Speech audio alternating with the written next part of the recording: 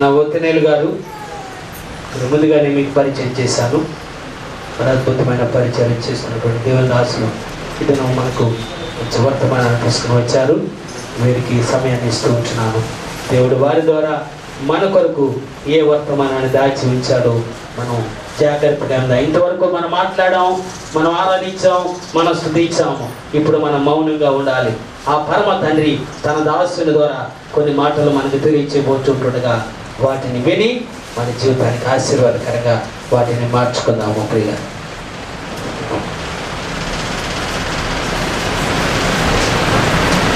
దేవుని స్తోత్రం. అందరికి వందనాలు. చాలా సంవత్సరాల తర్వాత తిరిగి తెలుగు వాళ్ళ మధ్యలో దేవుని వాక్యం చెప్పేటందుకు నాకు దేవుడు ఇచ్చిన అవకాశాన్ని బట్టి చాలా సంతోషం. పాస్టర్ సుందర్ వారిని తిరిగి ఆయన సంఘానికి వచ్చి మిమ్మల్ని అందరినీ చూసి మీ పాటలు వినేదానికి నాకు చాలా సంతోషమైంది. పాస్టర్ గారు చెప్పినట్టు ఇన్ని సంవత్సరాల నుండి నేను వేరే వారి మధ్యలో హిందీ, మరాఠీ, నేపాలీ వాళ్ళు, ఉత్తర దేశం వాళ్ళ మధ్యలో సేవ చేసేందుకు నేను సమర్పించుకున్నాను. కాబట్టి వారి మధ్యలో నేను తాను సంఘం కట్టాను, ఎక్కువ వారి మధ్యలో సేవ చేస్తున్నాను.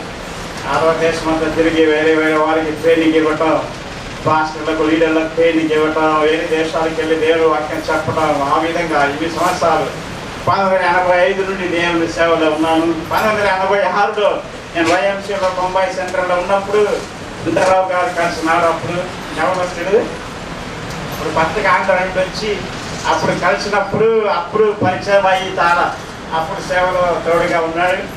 ఆ తర్వాత దేవుడు ఆయన్ను వేరే వేరే స్థలాలకు తీసుకెళ్ళి ఆశీర్వదించాడు, ఫలించేటట్టు చేశాడు. యోసేపును ఫలించేటట్టు చేశాడు, సుందరరావు గారిని కూడా ఫలించేటట్టు చేశాడు. ఈ దినం ఆయన సంఘాన్ని, ఆయన కుటుంబాన్ని నేను చూసినప్పుడు నాకు చాలా సంతోషమైంది.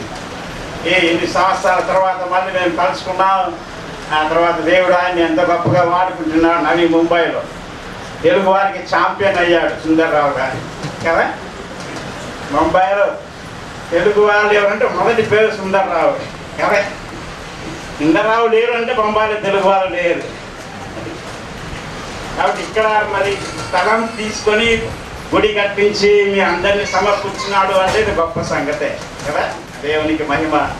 ఆ తర్వాత దేవుడు మరి తనకు నేను గమనించింది ఏంటంటే దేవుడు ఆయన గొప్పగా వాడుకున్నాడు, అందరితో కలిసి సేవ చేస్తున్నాడు, అన్ని సంఘాలు అన్ని పాస్టర్లతో కలిసి. కానీ తాను ఇంకా సింపుల్గానే ఉంటాడు, చాలా సింపుల్గా కదా. ఈరోజు ఆంధ్ర పల్లెటూరు నుండి వచ్చినట్లుగా ఉంటాడు. తన తగ్గింపు చాలా గొప్పది కదా.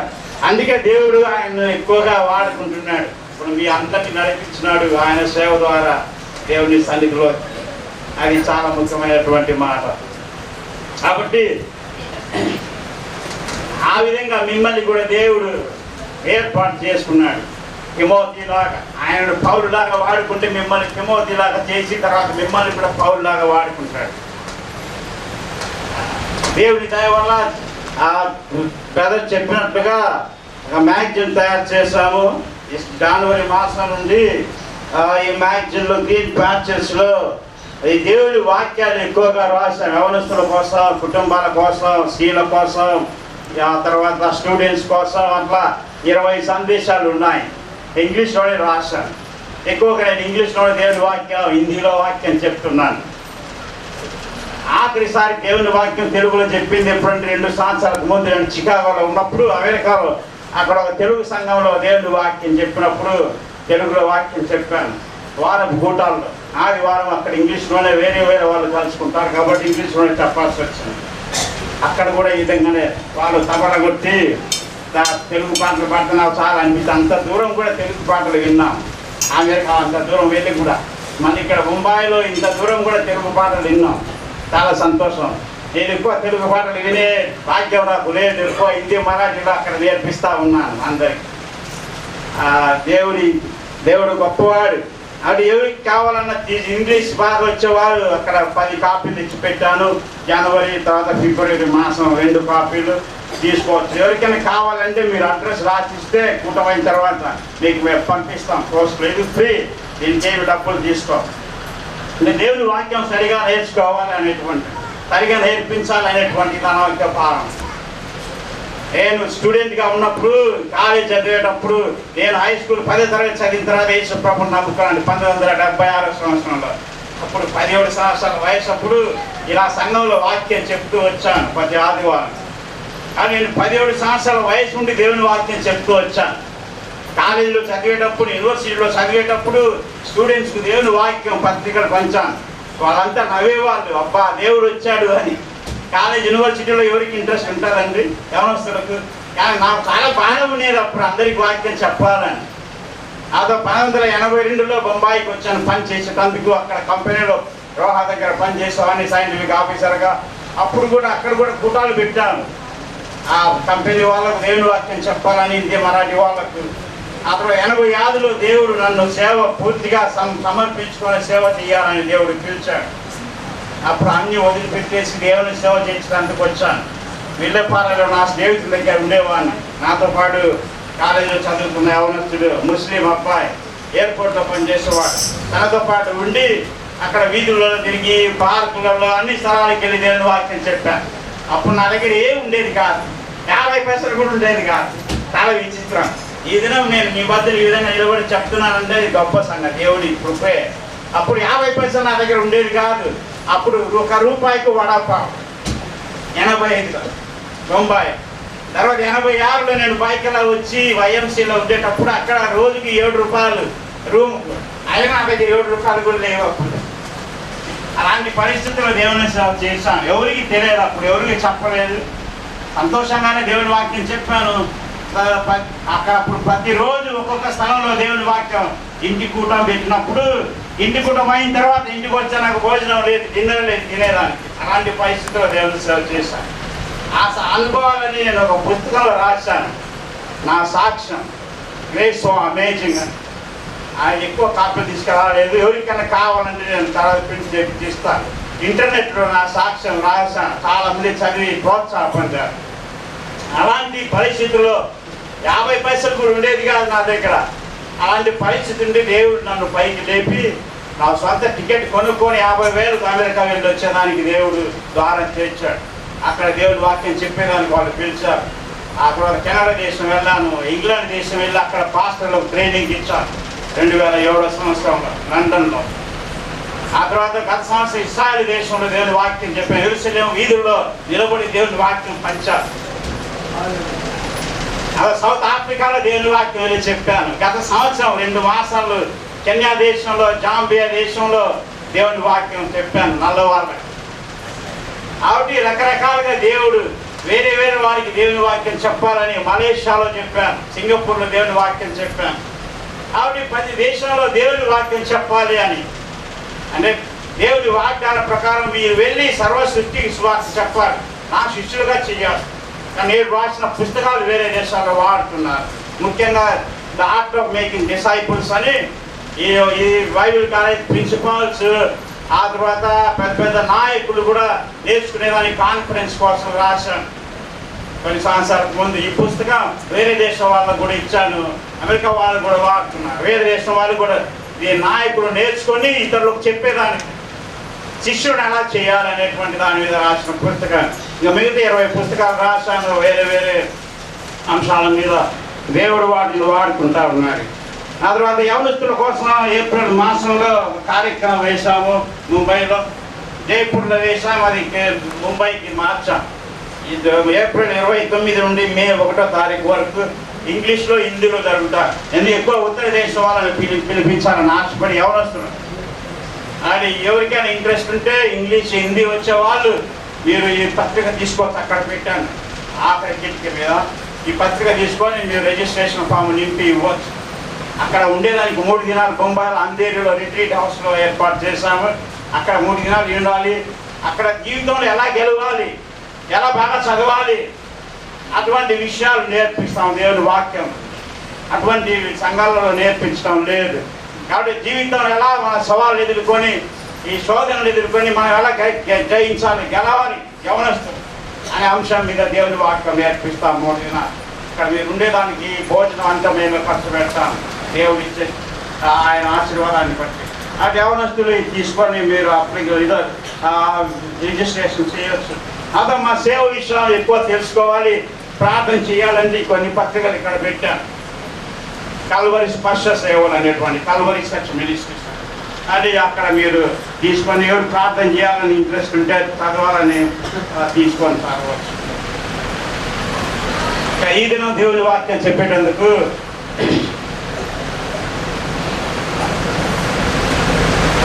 నాతో పాటు మీరు కలిసి కొన్ని వాక్యాలు చదవాలి. మీ బైబిల్ తెరిచి కొన్ని వాక్యాలు నేను చెప్తాను, కొన్ని వాక్యాలు మిమ్మల్ని అడుగుతాను. సుందరరావు చెప్పినట్లు సాయంకాలం 5 గంటలకు ఫ్యామిలీ సెమినార్ అంటే కుటుంబ జీవితాన్ని విషయం చెప్తాను. కొన్ని స్లైడ్స్ చూపించి వాక్యాలు కలర్గా అంటే భార్యాభర్తలు తల్లిదండ్రులే రావాలి, పిల్లల్ని తీసుకొని రావచ్చు. స్కూల్కి పోయే పిల్లలు, పెళ్లికి తయారయ్యే యవనస్తులు రావచ్చు, పెళ్లికి తయారయ్యే యవనస్తులు రావచ్చు. అటు వాళ్ళు తెలుసుకోవచ్చు. కుటుంబ జీవితం యొక్క పునాది సత్యాలను గురించి నేర్పిస్తాను. ఈ విషయం వేరే దేశాల్లో కూడా నేను చెప్పినప్పుడు దేవుడు చాలా ఆశీర్వదించాడు. తానలా ముంబైలో సెమినార్, పబ్లిక్ సెమినార్ పెట్టినారు. స్కూల్ హాల్ తీసుకొని times of India news paper చేసి పెట్టినప్పుడు చాలామంది పబ్లిక్ వచ్చినారు. హిందువులు చదువుకున్న వాళ్ళకు నేర్పించినారు. దాని ద్వారా కుటుంబాలను దేవుడు ఆశీర్వదించాడు. వేరైపోయే వాళ్ళని దేవుడు సమకూర్చి మళ్ళీ తెచ్చినాడు. అలాగూ చాలా రీతులుగా దేవుని సేవలు మేము చేస్తూ ఉన్నాం. కుటుంబాలకు కౌన్సిలింగ్ ఇవ్వటం, సమస్యల విషయం ఎక్కువగా ఒక్కొక్కరి మీద ధ్యానించి వారి జీవితాలను పట్టించుకొని వారిని తయారు చేసేటువంటి సేవ మా క్వాలిటీ డిసైపుల్ మేకింగ్. చూసారా, ఇప్పుడు మీరు హైదరాబాద్ లేదా చెన్నై, మద్రాసు వెళితే హోటల్కి వెళ్తే ఇంత అన్నం చిన్న పండలాగా పెట్టారు కదా, ఇది సాంబార్ పోస్తారు నీళ్ళు 10-20 రూపాయలకు చాలా నిండిపోతాయి. ఇంత పెద్ద అప్పలా మిక్స్ చేయాలి, దాంట్లో నేను సగం కూడా తినలేదు ఇస్తారు. కానీ బొంబాయిలో 50 రూపాయలు ఇస్తే ఇంత ఒక వాటి పప్పు, ఒక వాటి సాంబారు, ఒక వాటి అన్నం ఏం సరిపోతుందయా? ఎందుకంటే 10 రకాల కూరగాయలు, పెరుగు, స్వీట్ అన్ని పెట్టిస్తారు 50 రూపాయలు. దీన్ని క్వాలిటీ అంటారు. తారీ క్వాలిటీ అంటే అన్నీ. కానీ మన హైదరాబాద్ లేదా గుంటూరు, చెన్నైకి వెళ్తే అన్నము సాంబార్, అన్నము తింటా ఉండు కదా, అది కాస్తా ఉంటే తీసుకొని కాకుతా. దానికి దీనికి ఏం లేదండి. ఇది క్వాలిటీ ఏమంటారు దీన్ని? ఇంత అన్నం తిన్నా, ఇంత కూరగాయలు తిన్నా, ఇంత మాంసం తిన్నా చేయడం. ఇంత అన్నం తింటే పొట్ట పెరిగి అయ్యగారి పంట టేపులు వస్తా కదా. ఎవరన్నారు ఆంధ్రలో పెళ్లిళ్లకు లూజు పంచలతో, సిలుకు పంచలతో పోతారంట. ఎందుకమ్మా ఎవరన్నా చెప్తారా? ఎప్పుడన్నా ఆంధ్ర పెళ్లికి పోతే సిల్క్ పంచ కట్టుకొని పోవాలంట. నువ్వు బెల్ట్ పెట్టి పోకూడదు. ఎందుకు ఎవరికైనా తెలుసునా? ఎందుకండి అంటే అక్కడ కింద కూర్చుంటారు అనే కాదు, అక్కడ కుర్చీలు కూడా వేస్తాడండి కదా. ఎందుకయ్యా సిల్క్ పంచ కట్టుకొని పోవాలంట? తింటుంటావు కదా, తింటుగా సాగాలి కదా. బెల్ట్ కడితే ఎంత సాగుతుంది? లిమిటెడ్ బెల్ట్ కడితే అది ఎక్కువ తినలేవు, కట్టేస్తుంది కడుపు. సిల్క్ పంచి కడితే అది లూజ్ అవుతా, ఎలాస్టిక్ రబ్బర్ బ్యాండ్ కదా, పొట్ట పెరుగుతూ ఉంటే నీకు లోపల నింపొచ్చు అనమాట. అని క్వాలిటీ అనేది చాలా ముఖ్యం కదా. మన ఆత్మీయ జీవితంలో కూడా మంచి తినాలి. ఇప్పుడు బొంబాయి వచ్చిన తర్వాత చూడు ఎంతమంది ఇప్పుడు ఆంధ్రలో ఎలాగున్నారు. నేను ఆ మధ్యలో ఆంధ్రకి వెళ్ళాను, కావలి, నెల్లూరు రాశాడు. చాలా 1998లో 95లో అప్పుడు అక్కడికి వెళ్ళి నేను వాక్యం చెప్పినప్పుడు అక్కడ చూశాను ఎలా ఉంటారు పర్యటన కదా. అక్కడ పాదిరి గారు పంచగట్టి కదా, అక్కడ ఇట్లా వాళ్ళు డబ్బులు ఏరు కానుక ఒక్కొక్క చిన్న వాటిలో బియ్యము, జొన్నలు తెచ్చి ముందు పెడతారు. అక్కడ ఆఫరింగ్స్ కానుక. అవి పల్లెటూరు చూసారా. కానీ మీరు ముంబైకి వచ్చినారు పల్లెటూరు నుండి. ఇప్పుడు ఇక్కడ ఎలా ఉంది పరిస్థితి కదా. బీచ్లో DVD player, colour TV, double door fridge చూసారా. అభివృద్ధి, జ్ఞానము, ఈ క్వాలిటీ ఆఫ్ లైఫ్, జీవితం యొక్క అంతస్తు పెరిగింది, ఎక్కువైంది చూసారా. అలాగే ఆత్మీయంగా కూడా మన జీవితం మంచిగా ఉండాలి అని దేవుడు ఆశపడుతున్నాడు. కాబట్టి ఈ దినం కొన్ని విషయాలు మనం దేవుని వాక్యం నుండి ధ్యానించుకుందాం.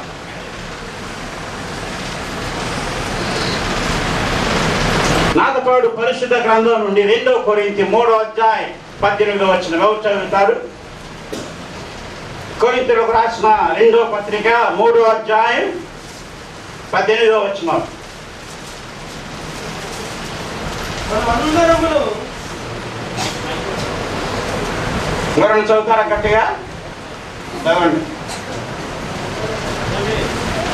మనమందరమును మసుకు లేని ముఖముతో ప్రభు యొక్క మహిమను అర్థం వలె ప్రతిఫలింప చేయించు మహిమ నుండి అధిక మహిమ పొందుతూ ప్రభువుకు ఆత్మ చేత ఆ పోలికగానే మార్చబడుతున్నాము. హెబ్రీయులకు రాసిన పత్రిక 12వ అధ్యాయం మొదటి 3 వచనాలు. హెబ్రీయులకు రాసిన పత్రిక 12వ అధ్యాయం మొదటి 3 వచనాలు. ఇంత గొప్ప సాక్షి సమూహము మేఘము వలె మనల్ని ఆవరించి ఉన్నందున మనము కూడా ప్రతి భారమును సులువుగా చిక్కులు పెట్టి పాపమును విడిచిపెట్టి విశ్వాసమును కంతయు దానిని కొనసాగించు వాడనైనా యేసు వైపు చూచుచు మన ఎదుట ఉంచబడిన పందెములో ఓపికతో పరిగెత్తుదము. ఆయన తన ఎదుట ఉంచబడిన ఆనందము కొరకై మనమును నిర్లక్ష్య పెట్టక శిలువను సహించి దేవుని సింహాసనం యొక్క కుడి పార్శ్వమున ఆసీనుడై ఉన్నాడు. మీరు అలసట పడకయు మీ ప్రాణములు విసుకయు ఉండునట్లు పాపాత్ముడు తనకు వ్యతిరేకముగా చేసిన తిరస్కారం అంతయు ఓర్చుకొనిన ఆయనను తలంచుకొనుడి.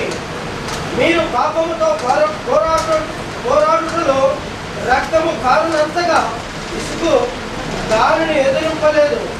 మరియు మహిమ నుండి మహిమకు దేవుడు మనల్ని మారుస్తున్నాడు అని కొరింథీయులకు పరిశుద్ధుడైన పౌలు రాశాడు. మహిమ నుండి మహిమకు పరిశుద్ధాత్ముడు మనల్ని మారుస్తున్నాడు. యేసు ప్రభు స్వరూప మనలో ఏర్పడాలి అని. క్రైస్తవ జీవితానికి గురి లక్ష్యం ఏంటండి? చాలా మంది అనుకుంటారు మన జీవితం సుఖంగా ఉండాలి, మన జీవితంలో రోగం రాకూడదు, మన జీవితంలో సమస్యలు రావద్దు అని ప్రార్థన చేస్తారు, చాలా ఆశపడతారు కదా. సుఖ జీవితం, ఐశ్వర్యం, ఆశీర్వాదాలు కావాలి అని. అంతేనా? ఈరోజు రోగం బాగైతే రేపు మరొక రోగం వస్తాయి కదా. ఈరోజు పని వస్తే రేపు డబ్బులు తక్కువ, రేపు కుటుంబ సమస్య, రేపు ఇంటి సమస్య. ఇవి మనం చనిపోయిన వరకు ఉంటాయి కదా, వస్తానే ఉంటాయి. మరి వీటి మీదనే మన మనసు ఉంచి అక్కడ ఆశీర్వాదాలను ఆస్తడానికి వెళ్ళి ఆ సంఘంలో ఆశీర్వాదాలు వస్తున్నాయి, ఇక్కడ ఆశీర్వాదం దొరుకుతుందని మనం పాకులాడుతూ ఉంటే మన జీవితం ఎలా? మన గురి ఏమి? చాలా మందికి క్రైస్తవ జీవితం లక్ష్యం గురి ఏమిటో తెలియటం లేదు. ఇక్కడ మనం చూసేది ఏమిటంటే పరిశుద్ధాత్మను మనల్ని మహిమ నుండి మహిమకు మారుస్తున్నాడంట. క్రైస్తవ జీవితం గురి ఏమిటంటే క్రీస్తులాగా మారిపోవటం, టు బికమ్ క్రైస్ట్ లైక్. యేసు ప్రభు స్వరూపం మనలో ఏర్పడాలి అని దేవుని చిత్తం అండి, దేవుని ఉద్దేశం. రోమా 8వ అధ్యాయం 28-29 వచనాలు మీకు బాగా తెలుసు, కానీ మనం 28 వచనమే చదువుకుంటాం చాలాసార్లు కదా. తను ప్రేమించే వారిని తన చిత్తం చొప్పున పిలువబడిన వారికి సమస్తము సమకూడి మేలు కొరకే జరుగును. దేవుడు అలా చేస్తాడు అని మనం అనుకుంటాం. 29 వచనం చూడండి. 29 వచనం, ఎందుకు అలా చేస్తున్నాడు దేవుడు? సమస్తం మన మేలు కొరకే ఆయన కలిపి చేస్తున్నారు. ఎందుకు? మనల్ని సుఖంగా